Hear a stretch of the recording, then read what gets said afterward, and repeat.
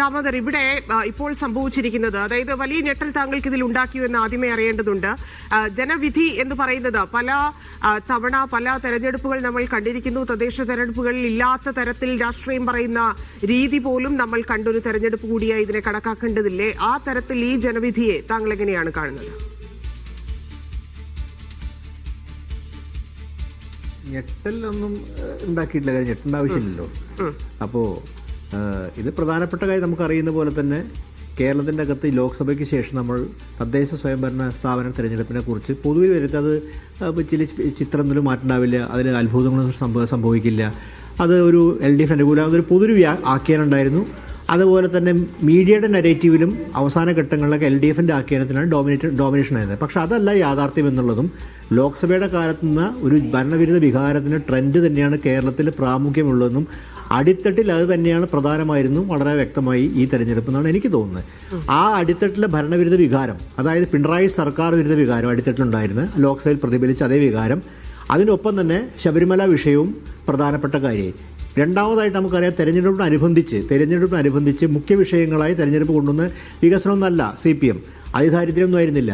രണ്ട് കാര്യങ്ങൾ ഏറ്റവും അവസാനത്തെ വിഷയങ്ങൾ കൊണ്ടുവന്നു. ഒന്ന് SDP ജമാഅത്ത് ഇസ്ലാമിയും UDF തമ്മിലുള്ള ബന്ധം.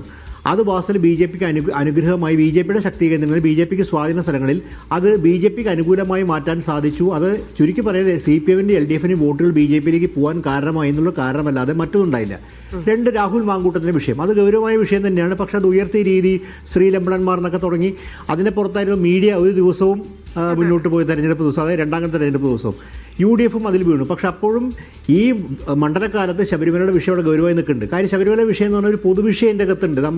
ഇത് കഴിഞ്ഞ ശബരിമലയിലെ ആചാര വിഷയമല്ല, ഇതിൻ്റെ അകത്ത് ഒരു കളവിൻ്റെയും കവർച്ചയുടെയും വിഷയം നിലനിൽക്കുന്നുണ്ട്. രണ്ട് പ്രധാനപ്പെട്ട ഒരു CPMൻ്റെ ഏറ്റവും പ്രധാനപ്പെട്ട നേതാവ് വീണ്ടും ജാമ്യമില്ലാതെ അകത്ത് കിടക്കുക. ഇതൊക്കെ ജനങ്ങളെ തീരെ സ്വാധീനിക്കുക, ജനങ്ങളെ മനസ്സിലുണ്ടാവില്ലെന്ന് പറയുന്നൊരു മൗഢ്യല്ലേ.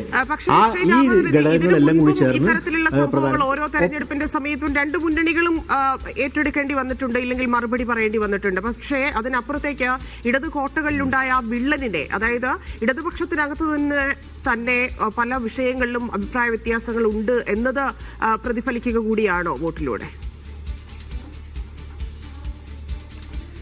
ഇടതുപക്ഷ കോൺസ്റ്റിറ്റ്യുവൻസിയിൽ ഇപ്പോൾ അടിത്തറ ഇപ്പോഴും പഴയ പോലെ നിലനിൽക്കുന്നുവെന്ന് ലോക്സഭ കഴിഞ്ഞപ്പോഴും തൃശ്ശൂർ ജയത്തിന് ശേഷവും തൃശ്ശൂർ വോട്ട് കൂടുതലാണെന്നാണ് LDF അവകാശപ്പെടുന്നത്. അത്രയും അവകാശവാദങ്ങൾ നിലനിൽക്കുമ്പോഴും തെരഞ്ഞെടുപ്പിനെ സംബന്ധിച്ചിടത്തോളം LDFൻ്റെ അകത്ത്, CPMൻ്റെ അകത്ത് വ്യത്യസ്ത അഭിപ്രായങ്ങളുണ്ടായിരുന്നു.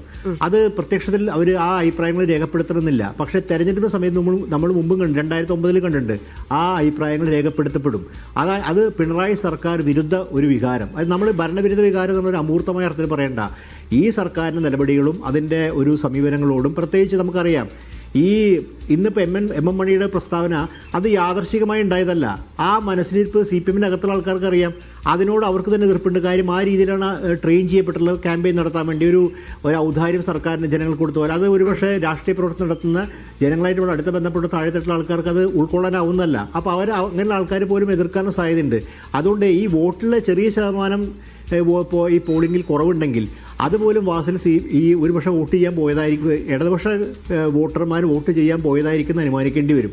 ആ നിലയിൽ ഇടതുപക്ഷത്തിൻ്റെ അകത്തും CPMൻ്റെ അകത്തും വ്യത്യസ്ത അഭിപ്രായം ഉണ്ടായിരുന്നു. അവർ രേഖപ്പെടുത്തപ്പെട്ട അല്ലെങ്കിൽ രേഖപ്പെടുത്ത മാറി ചെയ്തിട്ടുണ്ട്. അപ്പോൾ ഇതെല്ലാം കാണിക്കുന്നൊരു കേരളത്തെ സംബന്ധിച്ചിടത്തോളം രാഷ്ട്രീയ നിലപാടുകളിൽ ലോക്സഭയ്ക്ക് ശേഷം നമ്മൾ കാണുന്ന ഭരണവിരുദ്ധമായിട്ടൊരു ഒരു അടിത്തട്ടിൽ ഒരു നീക്കമുണ്ടെങ്കിൽ, അടിത്തട്ടിൽ ഒരു വികാരമുണ്ടെങ്കിൽ അത് പ്രതിഫലിക്കപ്പെടുന്നതാണ് തെരഞ്ഞെടുപ്പ്. അത് കൃത്യമായി കണ്ടുവന്ന കാര്യം നമുക്ക് മനസ്സിലാക്കുന്ന പോലെ UDFൻ്റെ ശക്തി കേന്ദ്രങ്ങളിലൊന്നല്ല വീഴ്ച സംഭവിച്ചിട്ടുള്ളത്. LDFൻ്റെ കോട്ടകളാണ്. LDF എത്ര കാലങ്ങളായി വെച്ചുകൊണ്ട സ്ഥലങ്ങളിലാണ് UDFന് മുന്നോട്ട് പോകാൻ സാധിച്ചിട്ടുള്ളത്. അത് നമുക്ക് റീഡ് ചെയ്യേണ്ടി വരുമല്ലോ. തീർച്ചയായിട്ടും അതിൻ്റെ അകത്തൊരു പ്രതിഫലനം എന്തായാലും ഉണ്ട്. അത് LDF അല്ലെങ്കിൽ CPM സെക്രട്ടറി വ്യാഖ്യാനിക്കുന്ന പോലെയല്ല. CPMൻ്റെ കേന്ദ്രങ്ങളിൽ സംഭവിച്ച വിള്ളൽ എന്ന് പറയുന്നത് ശക്തമായിട്ടുള്ള എതിരഭിപ്രായം രേഖപ്പെടുത്തൽ തന്നെയാണ്. ആ എതിരഭിപ്രായം എന്ന് പറഞ്ഞാൽ പിണറായി സർക്കാരിൻ്റെ കാര്യം ഏകമുഖമായിട്ട് ഒരു വ്യക്തിയിലേക്ക് കേന്ദ്രീകരിച്ച ഒരു സർക്കാർ സംവിധാനത്തെക്കുറിച്ച് തന്നെ LDFൻ്റെ അകത്ത് വ്യത്യസ്ത അഭിപ്രായം ഉണ്ടറിയാം. നമുക്കറിയാം പോലെ PM ശ്രീ ഉയർത്തിയ വിവാദം, നമുക്കറിയാം PM ശ്രീയെ ബന്ധപ്പെട്ട വിവാദത്തിൽ LDFൻ്റെ അകത്ത് ഭിന്നസ്വരം ഉണ്ടായിരുന്നു, CPMൻ്റെ അകത്ത് വ്യത്യസ്ത അഭിപ്രായം ഉണ്ടായിരുന്നു. അത് ബി ജെ പിക്ക് അനുകൂലമായോ സംശയിക്കേണ്ടി വരും. കാര്യം ബി ജെ പി സംബന്ധിച്ചിടത്തോളം PM ശ്രീ ഒപ്പിടാൻ പോകുന്ന ബി ജെ പി ഒരു അസ്പൃശ്യമല്ലാത്ത പാർട്ടി എന്ന് സൂചിപ്പിച്ച പോലെ ഇന്ന് കോൺഗ്രസ് കെ മുരളി സൂചിച്ച ഒരു വാസ്തവം വന്നുണ്ടാവാം. പക്ഷേ അത് CPM-നെ ബാധിച്ചു. ആ നിലയിൽ CPM ഉപയോഗിച്ച ഈ പ്രാവശ്യം ഉപയോഗിച്ച ഒരു ഭൂരിപക്ഷ മൃദു ഹിന്ദുത്വത്തിന്റെ കാർഡ് പാളിപ്പോയി. രണ്ടാമതായിട്ട് വികസന രാഷ്ട്രീയ അവസര ഘട്ടത്തിൽ പറയാൻ പറ്റുന്ന സ്ഥിതി എത്തിയിരുന്നു. അപ്പോൾ ആ നിലയിൽ അത്തരമൊരു രാഷ്ട്രീയ സ്ഥിതിയിൽ നമ്മൾ ആലോചിക്കേണ്ടായിരുന്നു ഈ ആശാ വർക്കർമാർക്ക് കേരളത്തിൽ ആശാ വർക്കർമാർ സമരം നടന്ന സമയത്ത് ആ സമരത്തോട് സർക്കാരിൻ്റെ സമീപനം തുച്ഛമായ വേതന വർധനയാണ് അവർ ആവശ്യപ്പെട്ടത്, ഇൻസെൻറ്റീവ് വർധന ആവശ്യപ്പെട്ടു. ആ സമരത്തോട് സർക്കാരിൻ്റെ സമീപനം എന്താ? എത്ര കാലം ആ സമരത്തോട് പുലർത്തിയ ഒരു അസഹിഷ്ണുത, അതിനെ ആ സമരത്തെ തൊഴിലാളികളുടെ സമരത്തെ സ്ത്രീകളുടെ സമരത്തെ അവഗണിക്കുന്നുണ്ടായിരുന്നു. അതേ സൈലൻസ് ഈ ആശ്മാരുടെ കാര്യത്തിൽ എടുത്തപ്പോൾ ആണ് കേരളം കൈപിടിച്ചത് എന്നുള്ളതാണ്.